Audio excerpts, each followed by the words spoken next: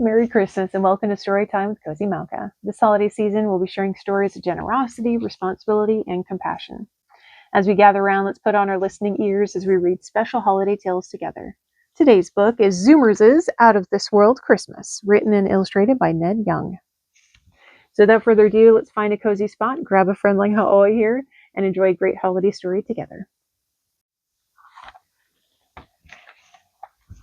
'Twas the day before Christmas, and Hooper, Cooper, and their little brother Zoomer were on the lookout for flying reindeer. "Be sure to yell if you see anything unusual," Zoomer told his brothers.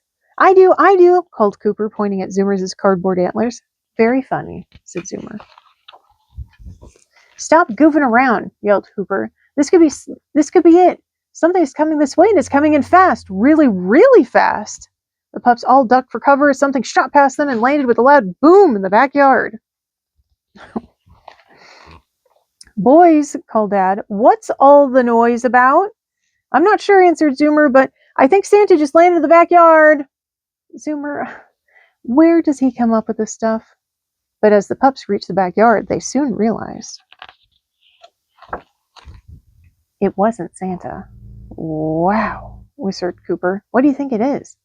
Before they had time to wonder, the spaceship's door slowly began to open.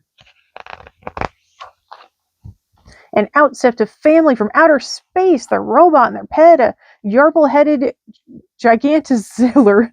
"Welcome to our backyard," said Zoomer with a bow. "Beep, beepity beep," they replied with friendly smiles. Wow, Zoomer is very okay with this. Then the space family invited Zoomer and his brothers to share their picnic. Oh, that's risky. They feasted on kukulon sandwiches, zabloki salad, and blowapple pie, and washed it all down with some Zoink and Fizz soda. Everything was out of this world delicious. After their meal, the space kids taught Zoomer and his brothers how to play Zlamaroo. It's a lot like soccer, only much bigger.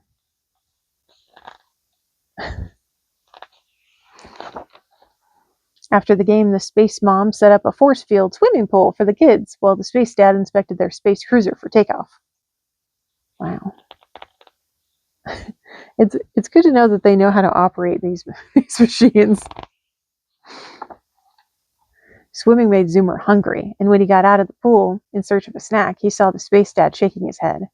"The saucer was damaged when it landed," translated the robot. "It will take weeks for a new part to be delivered." Zoomer knew that the family wanted to get home in time for Santa's arrival, so he thought of a solution, but it meant giving up his favorite toy. Oh. With Zoomer's trike in place, the spaceship was ready to take off. But before they got on board, the space kids gave Hooper, Cooper, and Zoomer something they'd pick up during their travels. "Wow, thanks," said Zoomer. The brothers waved until the spaceship flew out of sight. Then Hooper turned to Zoomer and said, "That was a really nice thing you did." Back home, the boys unwrapped their gift and found the perfect place to display their very own star. That evening, the Earth family ate a wonderful mom-made dinner. Then the pups hung up their stockings and were hugged and tucked into a warm bed. The glasses. Early the next morning, the pups couldn't wait to see if Santa had stopped by. Even the fish. Hooper received a robot, Cooper a Viking ship, and Zoomer a new bicycle. And on the handlebars was this note: "Dear Zoomer, Hooper was right. It was a really nice thing you did. Merry Christmas from Santa." Merry Christmas to all! Zoomer learned a powerful lesson in that, giving a gift from your heart is really important. And sometimes you get rewarded like he did with his bike, and sometimes you don't. So the important thing is that you still give from your heart and don't expect anything in return. But thankfully for Zoomer, Santa was watching and he got an even better bike than he had given.